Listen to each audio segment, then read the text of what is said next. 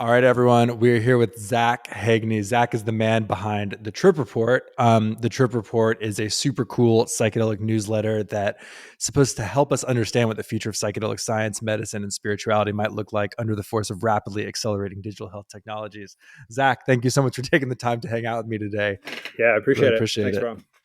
Yeah, man. So, you run like one of the coolest newsletters in the psychedelic space. I've been reading it for a long time. I think a lot of people listening are probably pretty familiar with it. But what is sort of like, for people who are not familiar, what's sort of like the high level overview of what the Trip Report is, and why did you decide to start writing it? Yeah, well, I appreciate that. Thank you. It's always nice to hear that it's appreciated.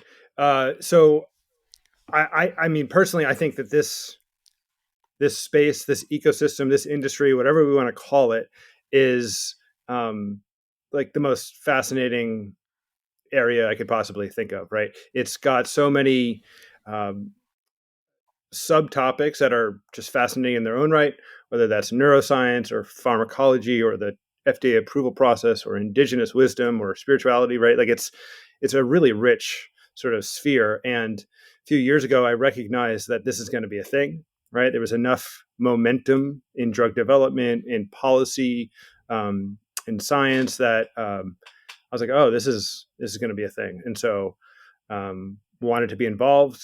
Wasn't sure how. Don't have any sort of skill sets that would lend themselves to being involved, like in science or a physician or anything like that. So I started a blog, and as you do, um, and so it's really just my way of sharing what I learn because I think it's interesting, and it's been resonating. So that's always nice to sort of have your work appreciated. Yeah. I mean, that's basically kind of what I did too, in a way, except I did the podcast medium Yeah. instead of the blog. And then these things have a tendency to turn into something much bigger than what you initially planned for, what you start with. Yeah. I ended up doing the fund, and you now are, what sort of happened now this is like a full-time business for you in a way, right? Yeah. So, I mean, it started as a labor of love. And for a time there at the beginning of COVID, I'm using a software called Substack. Or maybe Yeah. by the time this gets released, I won't be, but, which allows for paid subscriptions. Right. And so I took a shot at, writing, 3 times a week, one for free, two for paying subscribers. And at the time, this was like, before MindMed had gone public. It was in this sort of run up of like a psychedelic conference every week, over Zoom. It was a very chaotic period, and you could argue it's still a very chaotic period. Um, so I did that for a while. Had our second kid, went back to work, and put it on hiatus for a bit. Started writing more sort of lengthier deep dives into topics that are interesting to me about a year or so ago, and most recently, I've the Trip Report and I have been acquired or acqui-hired, you could say, by the venture studio arm of the Beckley Foundation, which is Beckley Waves, which is a real honor and humbling for me to sort of be working under the Beckley sort of name, right? Because that's I view Beckley and Amanda Fielding as the shoulders upon which this whole thing is standing. So, it's a real honor. So, Well, congrats, man. Well yeah, thank you. deserved, I think. Appreciate that. So you started off, like you said, during COVID or right before? I started the first blog post was May 10th of May 10th of 2019. And so this was before. Yeah, so it was before COVID, and it was I was itching to do something. I was writing about a kind of a bizarre, esoteric area of science before that, with a newsletter that I called Good Stress. What part of science was that? It's this idea of beneficial stressors, right? So there's this it's a term called hormesis. It's kind of technically called like a biphasic dose response. This is kind of like way into the weeds, I suppose, and people may not find this interesting. This is good. I like the weeds. Yeah. So there's this phenomena in kind of really across all complex systems where a low dose of an otherwise harmful or damaging stressor is actually beneficial, right? So you can think about it. I think a clear example is something like exercise, right? So Sure. when you're lifting weights, right, you're breaking down muscle, right? That's sort of, and that is a stress, but it's at a low enough dose to whereby that breakdown turns on a lot of genes that are responsible for repair, rehabilitation, and rebuilding. That's why muscles get bigger, stronger, faster, etc. And that principle, that idea, I think is it's responsible for a lot of what we might call like old practices, right? That sort of, especially healing practices from, that are across time and space. So fasting or sweat lodges or cold exposure or breathing techniques or these types of things, phytochemistry and maybe plant medicine, not necessarily psychedelic plant medicine, but like herbs and such that have health promoting benefits. I think a large portion of these things that are handed down by indigenous cultures um, operate by this sort of low dose stress in order to make us stronger, more resilient. Does that make sense? Yeah, it does. Right. And so you had a whole blog about this concept of hormesis, Yeah. So basically. Yeah. I mean, it was a labor of love again, sort of that I thought was like Yeah. really interesting, and I just couldn't get enough of it. Um, and I should caveat this with like my training and my career until 6 weeks ago was an acupuncturist, right? So Okay. I I practiced. I still practice 1 day a week, but I practice like this old form of old healing modality that really doesn't fit into a scientific paradigm. And I think there's a lot of kind of quick footnote. There's a lot of shared themes and challenges with acupuncture science and psychedelic science, I would say. But I'm from New Jersey. I was born in the 80s. Like I don't have this cultural sort of lens through which to view something like Chinese medicine. And so I Yeah. needed to find like, the Rosetta Stone, so to speak. And if you think about all of the things that we use in acupuncture and Chinese medicine, they operate by this principle of kind of a low dose stress, that Mhm. otherwise would be sort of harmful or damaging, but at a low enough dose, namely like an acupuncture needle, there is this health promoting or beneficial adaptive response that so in order for me to like Yeah. kind of like get the chip off my shoulder about practicing an esoteric woo woo thing, I needed to sort of like grip the scientific sort of rationale for it. So Yeah, and that's also I mean, first of all, I think there probably are a lot of ways that you could apply the concept of hormesis to what psychedelics do to the body. Like, they certainly can be like considered a stressor on certain parts of the brain. yeah. Um, but you're doing a very similar thing with psychedelics, right? You're taking a thing that, for many people, is a very like not very grounded woo-woo thing, and trying to bring the science into it, which is what all the pharmaceutical companies are doing, right? But like for the broad readership, like not everyone takes that approach, and you're really trying to bring both ends of it together, which I think is really cool. Yeah, thank What you. what do you think are some of the like for the average reader that like stumbles upon your newsletter, what do you think the biggest surprise for them is? Like what takes do you have that you think people read and like, wow, that's like something that I never really had considered before? What uh, and what maybe another way to phrase this is like, what are your like big sort of themes and yeah. angles from which you view and think about the psychedelics industry? So I would say that the readership that I'm striving to sort of write for are fits into two categories. That is people like yourself and other operators, founders, investors who are sort of like really close to the space, really Yeah. kind of working day in and day out, whether that's at a drug development company or on policy reform or a startup trying to be a therapist. Like I think of that cohort as like stakeholders in the psychedelic sort of emergence, right?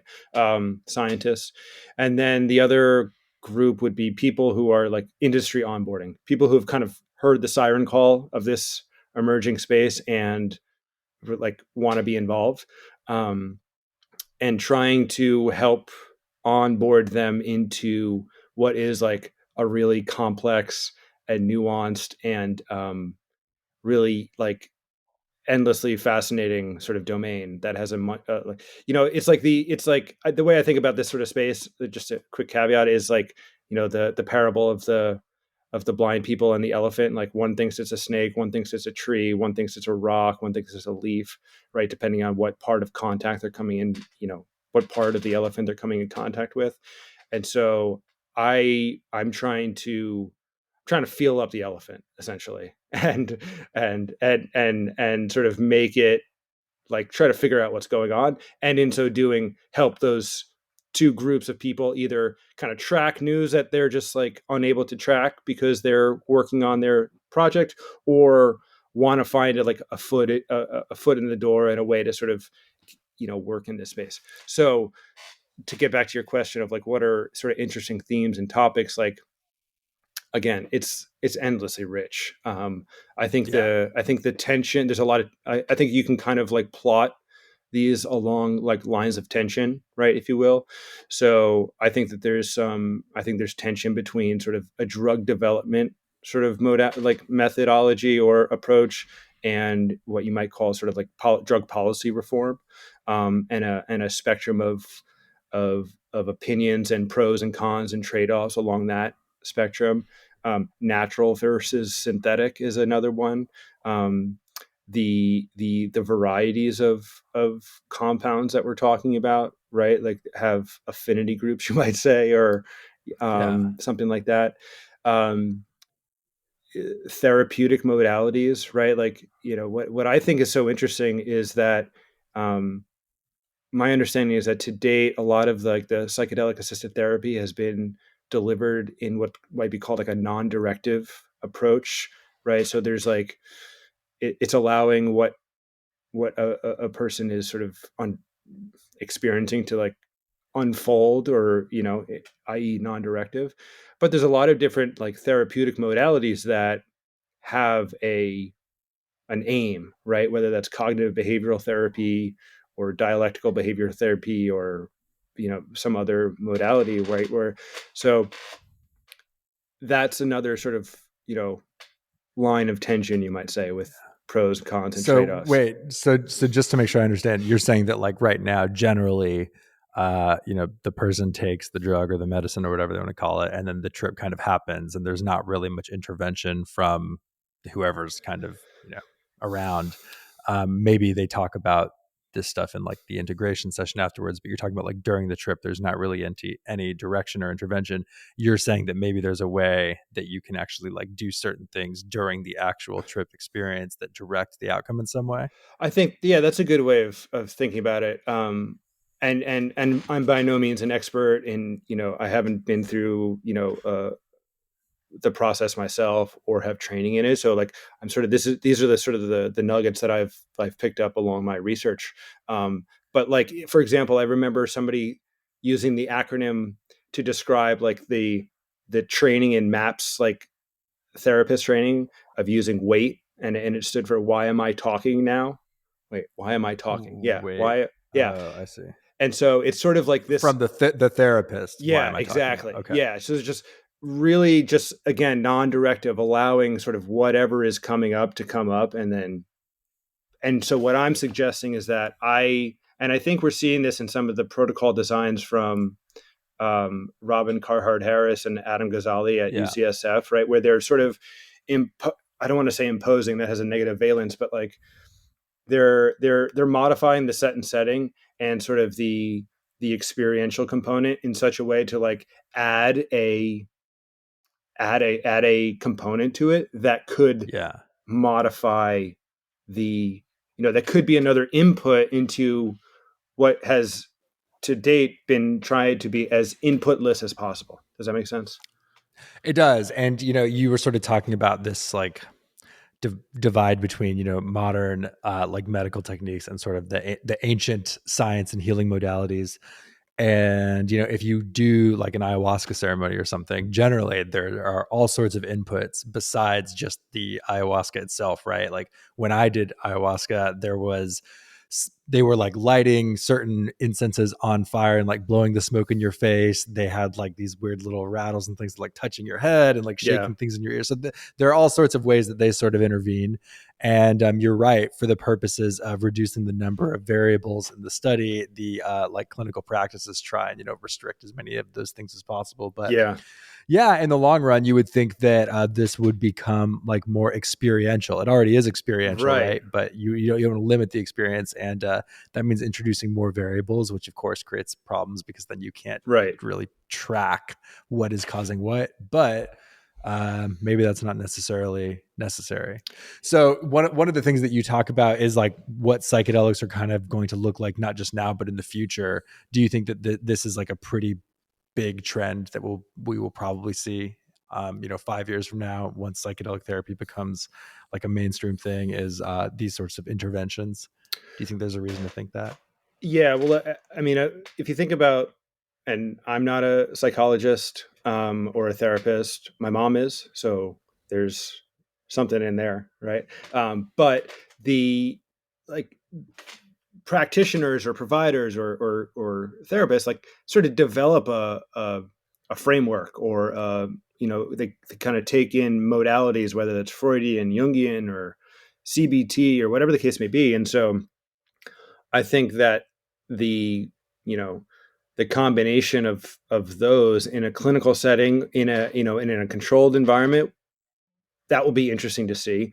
Um, and I suppose like your point is well taken. Like in the real world, like all of this is already happening, right? Whether Yeah. that's like at a rave or a festival or Burning Man or an ayahuasca retreat or in your basement with music on, right? Like it's already happening, and so there's a lot of like there's a lot of hypotheses that are anecdotally sort of like agreed upon, you might say, right? Like the role of music, for Yeah, example, and or different drug combinations. But going back to one idea is like I think that an area that is interesting to me is and a thread that I'm trying to pull on is what is the role of like technology in this particular instance, right? Like hmm, um, both as a means of like preparation, integration, tracking. There's a field of remote patient monitoring, patient recorded outcomes, like companion applications like that people have on their smartphones now that is interfacing with psychology and therapy like writ large, right? And so how does that technology enable what you might call more naturalistic or real world research into these types of things that in a double blinded randomized controlled trial are not really applicable? You know what I mean? yeah, So I think that there's a big role for that. We'll probably see a lot more in that context from as Oregon rolls out and other legal jurisdictions. So for sure. Yeah, I mean, technology is everywhere. It's very rare to see, a pitch deck for a startup working in psychedelics that doesn't claim to have some sort of mhm. app or digital therapeutics or digital Yeah, phenotyping component. yeah, One of your recent newsletters was talking about the results of some study. I forget exactly which one it was, but I think it said something like a worrisome percentage, I think it was 13% of the participants were harmed by psychedelic use. And you sort of threw out this idea that, in the future, maybe there will be predictive models of patient outcomes, and that you could use those predictive models to reduce the people that are having the negative outcomes by not allowing them to participate in the first place. yeah. Have you seen anything like that actually be created yet, or any companies that are actually working on these sort of predictive models of how someone might respond to psychedelic therapy? Because I think that's super interesting. Not only could you predict if someone's going to have a bad outcome or not, but you could probably more usefully predict Yeah. what are the drugs and dosages and combinations of drugs that will maximize the likelihood of like the best possible outcome for the patient. Yeah, I haven't to be honest, it's a relatively new concept to me. It was I was speaking with the medical directors of Osmind recently. I was interviewing Mm-hmm. them, and they had mentioned that this was sort of part of like the approach of like introducing this idea of, and I think it's not just psychedelics, but sort of psychopharmacology, across the board, is like it's really part of the challenge and part of like the drug pharmaceuticals like flight from central nervous system and mental health, is that it's really hard to predict or understand who's going to respond to what drug. And so I Yeah. think that this is a uh, and I suppose that there's like, a way to sort of think about it like genetics, like, uh, specific polymorphisms that might sort of be associated with poor or good outcomes. That strikes me as like uh, maybe like too reductionistic, because in mental health and mental illness, I would argue it has to be sort of viewed through like a what's called a biopsychosocial context, right? So you have the biology, right, genetics, and sort of and what we call like proteomics, and just these new areas of evaluating sort of what's happening at the biological level. Psychology, like, what we might call sort of conventionally like patterns of thought, rumination, etc. And then socially, like the I can't. I'm reluctant to sort of cite this, but the social determinants of health, right, is this sort of acronym that's commonly used, especially in chronic disease like metabolic disease and obesity and Mm-hmm. mental illness as well. It's like the environment that we're in is mismatched for our genetic, our Yeah. evolutionary sort of like optimization, you might call it, right? Like, so there's a major mismatch there, mismatch, and so that's a big factor. And so anyway, I think what's happened is like that's such a huge factor that almost like to date, psychopharmacology has been, impotent against it, right? Like it's so I suppose you might say like part of the promise here is that the effect sizes with psychedelics are substantive enough that there's a glimmer of hope, that they're sufficient enough to push back against that larger uh, causative Yeah, agent, you the might say. the social there was a lot there. On the genetic front, you're right. It's certainly not all genetic, and I think viewing it as such is probably overly reductionistic. Right. But I know that there are some gene expressions that regulate things like ketamine metabolism, for example. And Mm-hmm, so mm-hmm. you, Oh, if that's a you have good a genetic point. test for that, you can say like, well, this person might need more ketamine than the average person Yeah. because they can metabolize and process it very quickly. Which Yeah. so you can start there. And I know there are some companies that already offer genetic testing kits that will supposedly tell you you're going to respond well to this one or not. And of course, it doesn't. It's not the complete set of variables that Yeah. determines the trip outcome, but it's a start. It's a start for But I sure. think that the social determinants of health thing, I agree, is very, very important. It's also something that I don't really see discussed often, if at all, in the psychedelic space, which I Yeah. think is unfortunate. My take is that a lot of the mental health issues that people struggle with, especially things like just general anxiety, things that don't necessarily have an underlying cause, are probably caused by the fact that like half of Americans are, like one bad thing happening to them away from like bankruptcy or not being able to pay rent or something. And it's like no amount of ayahuasca is going to Yeah. change that. You know what I Yeah. mean? Yeah. And I think a lot of those types of mental health issues can probably only be fixed by changes to like the social safety net and the way that our Yeah. society is set up. And until we change those things, psychedelics for mental health might be just a thing for people that are, for lack of a better word, like upper middle class or rich Mm-hmm. people. um, and so, yeah, I would have you. Are you aware of any initiatives like in the psychedelic space that are maybe more conscious of that social determinants of health component? Um, I think broadly, it's a really challenging issue to try and tackle. Like, Yeah. in a non-policy, anything other than just sort of like policy reform writ large. And, the state of policy discussions is, a bit of a cesspool, I Yeah. think at the moment. Right. So, um, gosh, there's a company that the name, I'm alluded, I'm missing out. I can't think of it right now. It's not psychedelic space, but it's sort of more. It's trying to work. A lot of like health tech companies are sort of trying to operate in this layer between like health insurance and employers and stuff like that. And this one Yeah. is trying to operate in the between like Medicare, and so like trying to add Mm. value based care for patients who are on Medicare. I'm sorry, Medicaid, which is Medicaid. yeah, Medicaid. Medicare is for older folks. Medicaid is for um, uh,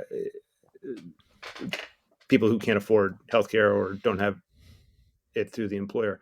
Um, in the psychedelic space, I was just reading about actually just last week. I think it's HB 5396. It's in Connecticut. It's Hmm. a state reform sort of initiative that is actually pretty interesting in that they're proposing state sponsored funds to allow for veterans, first responders, and underserved members of the community, which I don't think they've defined yet, but trying to kind of tackle that sort of idea of marginalized members of our society. Access through expanded access programs to MDMA and psilocybin. So it's Okay, really, cool. yeah, it's pretty. I thought it was pretty interesting because there is a way to get MDMA assisted therapy now, right, through MAPS, which is called an expanded access program. And I believe USONA also has an expanded access program for psilocybin. And so Hmm.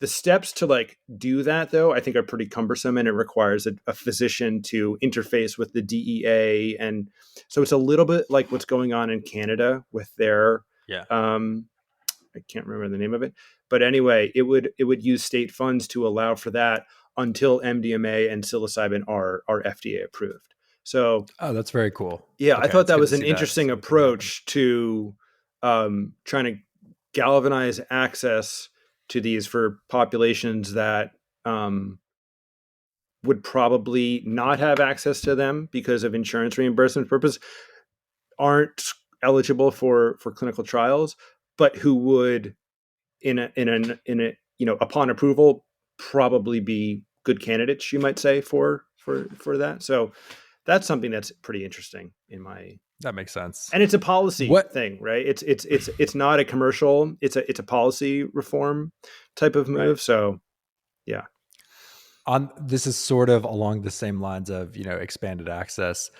Do you think that in the long term, we will see the majority of psychedelic therapy take place at clinics or in people's homes? Right now, because of COVID, there's the Ryan Haight Act was temporarily suspended, and there's all these like online ketamine providers. Do you think that is the direction that the industry is going? Or do you think that people will show up to these, retreat centers and clinics, and there will be a ketamine clinic on every corner? Just like there's a Yeah. Starbucks, or maybe Starbucks will offer ketamine. I'm not sure. What do you think? What do you think the future looks like? Ketamine infused latte with an extra ketamine shot. Uh, uh, Gosh, what a dystopic nightmare that is. Um, I don't know. Like I try to any this is I feel like I try to run the sort of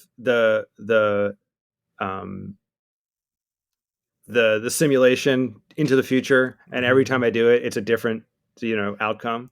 Yeah. Because there's so many different, I don't want to say competing, but it's really like an ecologically diverse thing, which makes it so interesting, right? You have state reform matters like the kind in Connecticut that I just talked about, or Oregon. You have what might even be called more grassroots with like decrim nature to try and decriminalize the possession of and the consumption of plant medicines in. So those two things will probably continue to gain steam, right? And Hmm. so um, I wrote about this idea that I think there's going to be a certain amount of regulatory leakage, and in the way that cannabis regulatory leakage is like the black market to procure your cannabis is, still alive and well and growing, right, as a result of legalization. Um, I think that there's going to maybe I just got pushed back on this idea recently, but um, the idea that it'll be easier for therapists who want to use these compounds in therapy, it'll be easier for them to do so in gray markets rather than Uh-huh. like in their private practice because of like the DEA considerations, the risk mitigation strategies, like the things that we can expect from pharmaceutical psychedelics. Like it's going to be buttoned up pretty tightly. Yeah, yeah, So I guess this is a long-winded way. I'm sorry, I'm a rambler. That's why I write a newsletter and not like a podcast right. because No, I no, just can't it's stop cool. talking. I think we'll see it all, right? We already see it all. We see, never, this is kind of going into this idea of, this inversion of the drug development, process where these compounds, these molecules, these experiences are already alive and well, or being used in the culture writ large, right? So, Right. um, I yeah. actually, what was you said you got pushback on that idea? What was sort of the pushback that Oh, the people said? pushback Because is I have some thoughts that I want to yeah. share, but I want to hear the pushback first. It was that the community of therapists is more risk averse than I'm giving them credit. I don't want to say giving them credit for, but like Right. So they don't want to break the law, they don't want basically, to break and the so law. they're They going to could follow lose the their right. license. They could go to jail, right? But Yeah. and so it recalibrated my sort of thinking that like a gray area, like Detroit recently sort of decriminalized these things, or Oakland, right? There'll probably be a sufficient, a good amount of opportunity to undergo psychedelic assisted therapy. I had over indexed on individual therapists' risk appetite, I suppose. Yeah. Yeah, Yeah, but that, I guess that assumes that everyone that's conducting these things are actual therapists, right? And true. one of the interesting things that I've sort of discovered when I've kind of looked at the underground world is that a lot of these people, they probably in many ways are more qualified than like actual licensed therapists because they've been doing this for so long, but they kind of don't want to get licensed by the actual licensing bodies because it restricts them in so many ways. Obviously, it restricts them from actually using psychedelics, but it also restricts them from doing things like, touching the patient or like, doing like somatic type things, which Yeah, can be very, very helpful during the course of a psychedelic trip. But right. normally therapists are not supposed to like touch their Yeah, patients. yeah, Um, so it's interesting, man. You got to wonder if like the types of therapists that are going to be interested in this sort of thing are actually the ones that are licensed and want to be, playing by the rules. It's kind of hard for me to imagine that a bunch of traditional therapists that up until today have never once like touched psychedelics are all of a sudden going to be lining up to like give true. psychedelics to their patients. I Yeah, think it's more like the people that have already kind of been doing it on the down yeah, low are going to become leaders. I could be totally wrong. I don't know. yeah, yeah. No, I mean that's a good question. I again, like it's tough to sort of make sense of such a unquantified and sort of you know uh, underground type of scenario, um, Yeah. but also with like drug policy and commercialization. It's. I mean, this is what makes it so interesting, right? Is like who knows what's going to happen. Um, Yeah. so No one knows. This is why we read the trip report. Okay, so another interesting theme that we've sort of talked about is this idea of the inversion of the traditional yeah. biopharma model. Can you talk a little bit about that? Um, I don't know how. Yeah. So the idea is that if you take a traditional molecule candidate, drug development candidate that a pharmaceutical or a biotech or a professor, at a university has sort of like identified as being, um, you know, possibly useful in a therapeutic context, it's it goes through a drug development process that takes years, and ultimately it ends up, if it's successful, ends up as commercialized, and a doctor can write a prescription for it.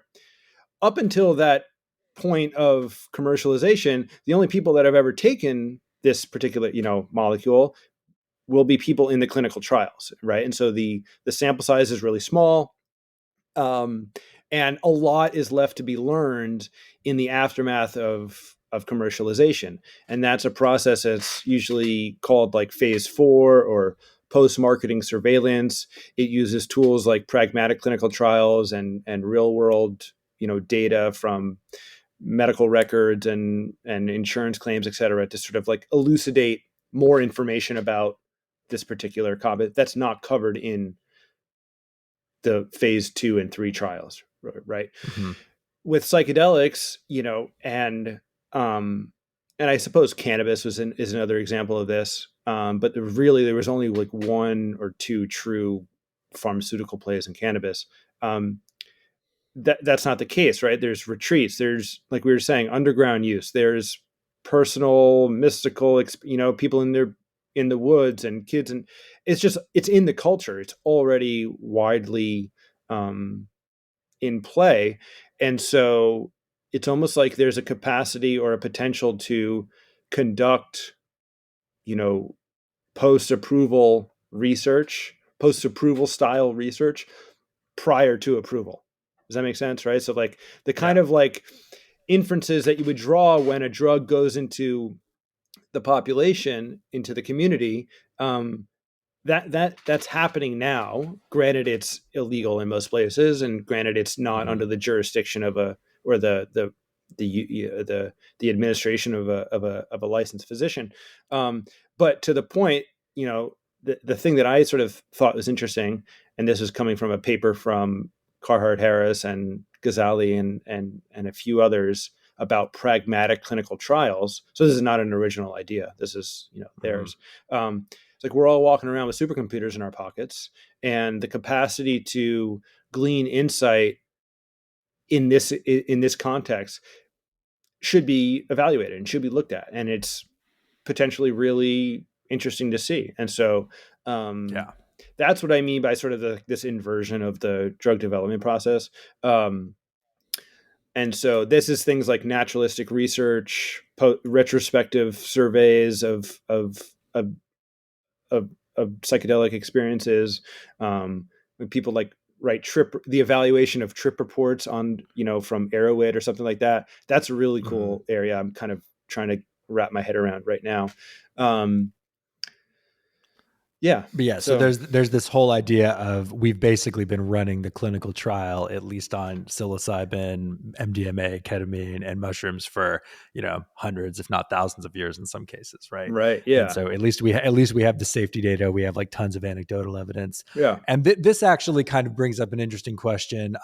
Personally, I am very excited by the concept of novel psychedelic molecules because I think about the fact that some of the best drugs in the world, LSD, ketamine, MDMA, they were all invented by humans before we had computers and the modern understanding of the brain. So I'm like, what kind of stuff could we create now? But with those novel molecules, you don't get those hundreds of years worth of experiential reports and safety data that we've had. So what is your sort of take on the continued dominance of the classical psychedelics versus, we're going to create new things, and obviously new is going to be better? Like, what in the long run, what do you think most of these therapists are going to be using? Are they going to be using psilocybin and MDMA, or are they going to be using something new that we've never even heard of yet? By long run, do you mean 500 years from now? Do we mean 30 years from now? Let's at least stick to the times that we're still alive. So let's say maybe, how about 10 years from now? Yeah. Okay. We'll get to the longevity component next. Again, I think it's tough to say. I think that there'll be, I think that my gut is like, here's I guess this is a way I think about it. I have not been just sort of like instinctively drawn to really diving into like the novel analogs and that as much as I am about what does the infrastructure and the deliverability and the set and setting. And so my interest is in like the next 5 to 10 years and sort of solving for like the challenges of onboarding psychedelics into the healthcare system, of onboarding the culture and mainstream adoption, like it's going to be a shit show. It already is a shit show in a lot of respects. So I guess my sense is like there will be the the novel the novel sort of maybe just brand new molecules and Mhm. analogs, for sure, um, that have to kind of start from ground zero right now in a drug development context, right? So Yeah, that's a 7 to 10 year timeline. sure. Whereas MDMA is purportedly slated for the end of next year approval, rollout in early 2024. Compass pathways, psilocybin shortly thereafter, Usona, be more maybe slightly thereafter. So like I think that in the medical context, that's the big game for the near term. But who knows? Like I have no idea. Yeah. Who the fuck knows? So yeah, I mean, you're doing the pragmatic thing, which is focusing on the infrastructure side of things. What do you think? There's sort of this challenge with the infrastructure, at least from an investing perspective and business perspective, in that some of the most critical components of infrastructure, like the clinical setting, the therapists, these are not really things that are like venture scalable, in the way that Mm-hmm. investors like to think about that. Do you think this poses a challenge for funding? Do you think this means that like the infrastructure side of things will be like underfunded, or do you think that people don't really care about the scalability and just want to put money into this because it's cool and psychedelic? Um, I don't know how to think about that. I suppose like a doctor, right, who wants to, has ended their residency and wants to start a clinic, where does that physician get money from, right? Like, that's not a Yeah. VC. That's, they're not Right. going to Right. Andreessen Horowitz or to this. They're going to a bank, right? And Hmm. so, or they've got family money or whatever. So I guess my sense is like there's a lot like venture capital is like very in vogue to sort of talk about, um, and is of the zeitgeist, you might say. Yeah. But I also think in the scheme of things, and I could be wrong, but like it actually makes up a pretty small percentage of total, you know, um, capital allocation, Yeah, globally, as I understand it. venture capital is a small percentage of Yeah, total global capital allocation. You're right. Yeah, there are plenty of people that will lend money to those doctors. But yeah, getting on the VC thing, I know you wrote about Mind State Design, which is a yeah. company that I invested in, and in your piece you talked about how a lot of the investors are not necessarily like biotech investors. They're people Mm, like Gary Tan, who is like kind of famous because hmm. he backed Coinbase, and Yeah. you talked about Andreessen. Mark Andreessen is one of the investors in my fund. Does sort of the Silicon Valleyization of psychedelics, is that something that worries you, or is it something that you think is overhyped? Like a lot of people talk about it as if it's this impending threat that is like for sure going to happen. Like, what's sort of your take Hmm. on that? Do you think that those people that are our current tech overlords will end up being the overlords of the psychedelics industry? Um, I'm. How do I think about that? Well, I think that narrative. Um, I'll probably get in trouble for saying this, but that narrative Please. feels like overwrought, right? It's sort of like a kind of a, it seems like a convention, like an easy sort of like thing to like kind of frame what's going on, and Right. it strikes It's me. like a reactionary take, right? It's It's a like, oh, Silicon reactionary Valley take. bad. Yeah. Yeah, yeah. So, to that degree, but it's not to say that that's not happening. It's not to say that there's not trade offs and externalities from like venture scale, you know, the that process. Um, I just think, I mean, without, yeah, I just think there's probably an inflection point where, you know, East Coast media, which kind of drives the conversation, pivoted from a pro tech to an anti tech position in the Hmm. last Hmm. 5 or 6 years. And that is, we're in the wake of that. And so that I think has a lot to do with it. That narrative, right? So that is like unrelated to psychedelics. I think that's just, um, but going back to this idea, like, um, a venture scale business goes to a bazillion or it goes to zero, right? Mm-hmm, And mm-hmm. so, um, I think like in the clinical, I think there's not a lot of, other than drug development, right? Maybe some ancillary technologies. Um, a lot of this is going to require patient capital, right? And that's a term that Yeah. I don't know how to like fully articulate, but maybe it's from family, offices and people who are invested in it. It's philanthropic. Um, it's not merely, super juiced VC money. And I think you see Yeah. that, right? I think there's a lot of, I think there's a lot of funds and people who are contributing to this space, both philanthropically and from a venture perspective.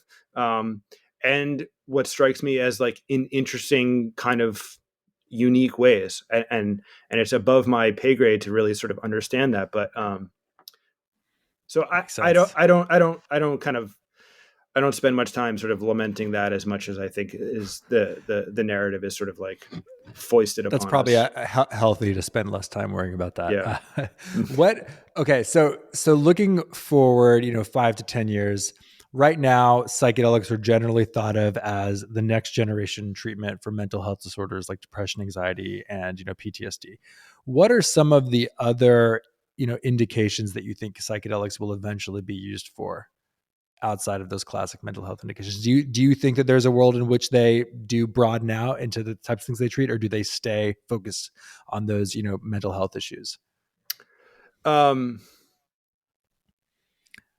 I think there'll be pretty broad applications, right? Like, so I just Yeah. wrote about this. There's two papers that came out with it, one last week and one a few months ago, about the potential in health behavior change. So like, Mm. and you could sort of put this in the mental health category, right? Like alcohol use disorders, substance use disorders are sort of in the behavioral health sort of sphere.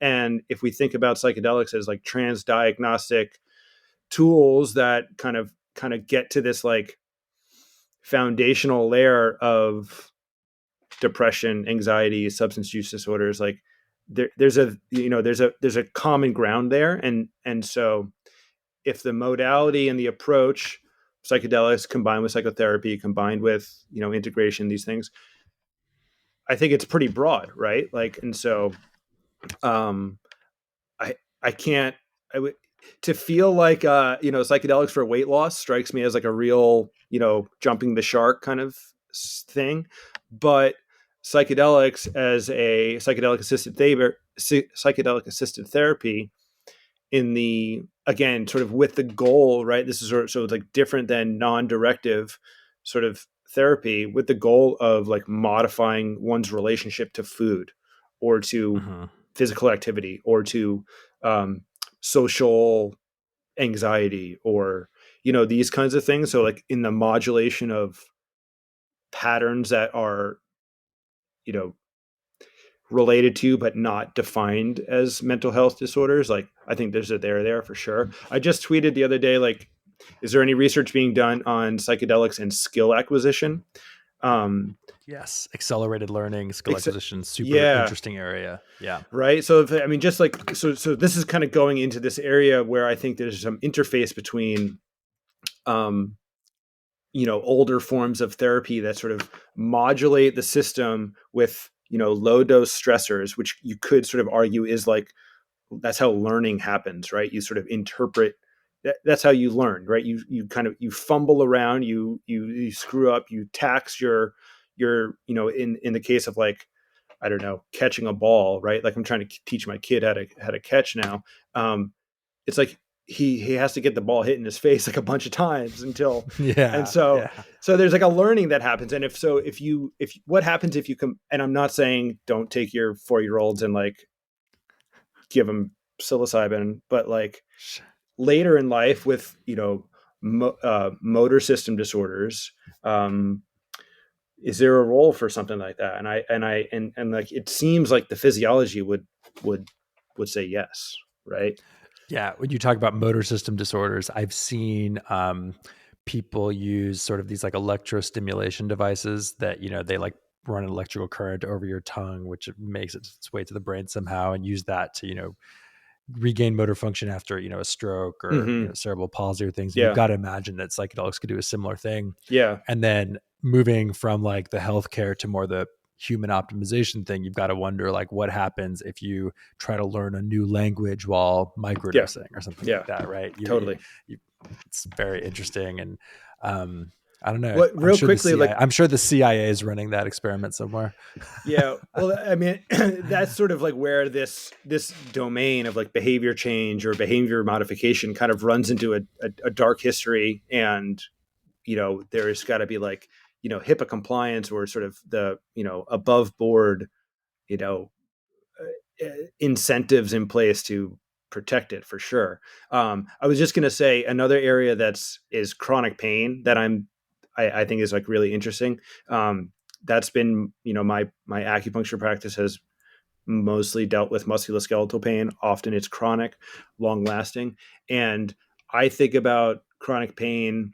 So I should say that there's a trial that's getting ready to start right now with at UC San Diego for phantom limb pain, with Hmm. psilocybin for phantom limb pain.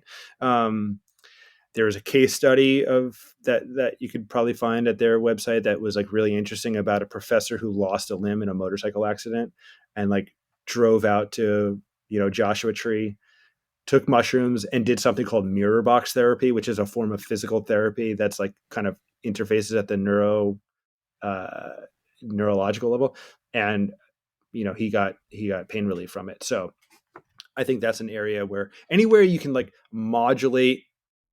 I mean, I don't know where neuroplasticity is such a buzzy term.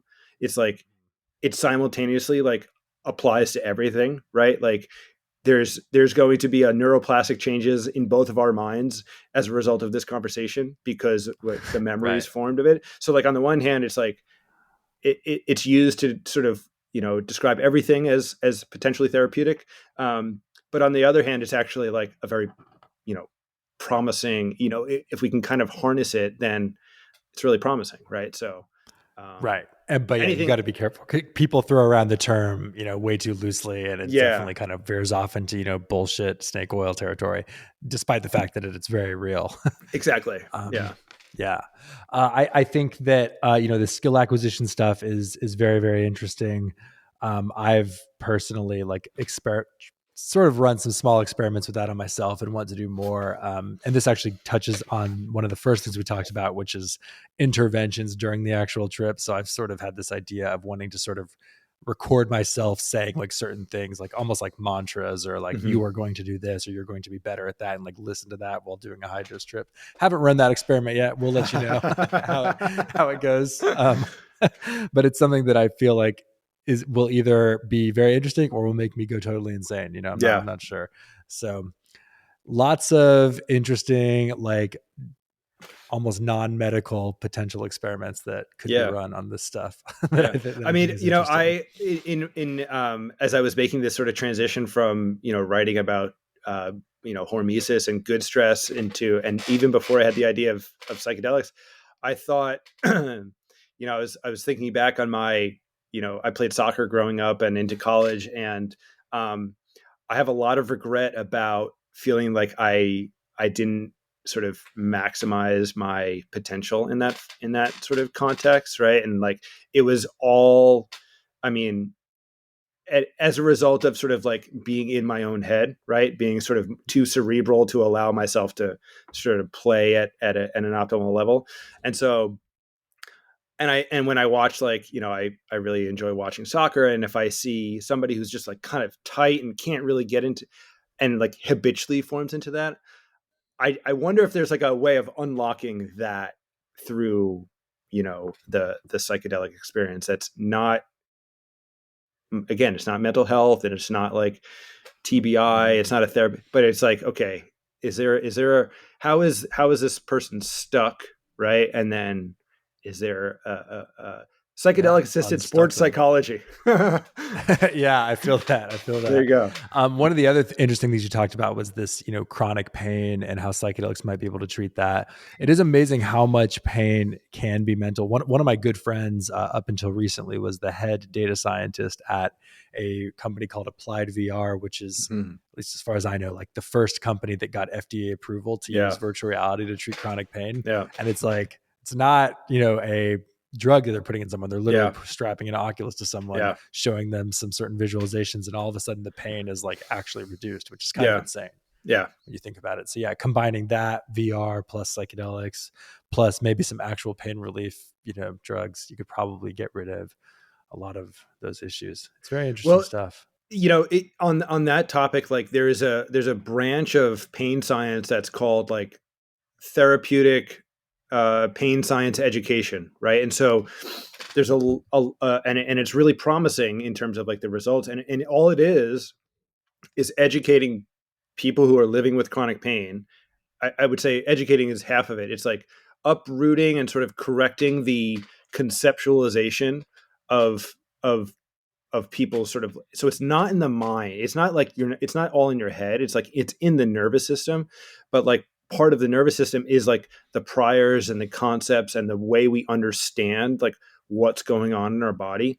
And when people get a revised or an evidence-based, like actually like how things work, as opposed to like what they think is going on, which are usually wrong, right? The models that we have about what's going on in our body, especially physically, is usually wrong. It actually is like, it's a profound treatment, and it can be very useful. And so it's like updating our priors, our concepts, our beliefs about what is happening. And I think that lends itself to, so that's a format that I would say lends itself to psychedelic assisted pain relief, you might say, right? And so it's not as an anti-inflammatory, it's not as like healing something, but it's as modulating patterns of belief and behavior based on conceptualization that is actually harmful. Does that make sense? Yeah, it does. Yeah. Yeah. Super, super interesting stuff. It's super interesting. And, modulating, providing new information. It's what you're doing with the newsletter, and it's what it's what we're doing every time we take psychedelics, man. Well, dude, this has been great. I think we're pretty much, kind of at time. Where can people follow you if they want to, learn more about you and, read the trip report? Yeah. So the newsletter is called The Trip Report. Like I said, it's I've partnered up with the team at Beckley Waves, the venture studio branch of the Beckley Foundation. So we're going to be launching the Trip Report by Beckley Waves in the next couple of weeks. It should be up by the time this comes out. I don't know what the URL will be quite yet, to be honest. Okay. But for right now, if you have a search for this Trip Report, usually it comes up. So. Hell yeah. And do you have Twitter or anything like that where people can follow you? What's your Twitter handle? I go in and out of peaks and valleys of Twitter activity. It's Zach_Haigney at that's it. Awesome. All right. Well, Zach, thank you so much for taking the time to hang out and talk with us today. I really appreciate it, and look forward to having you coming back soon.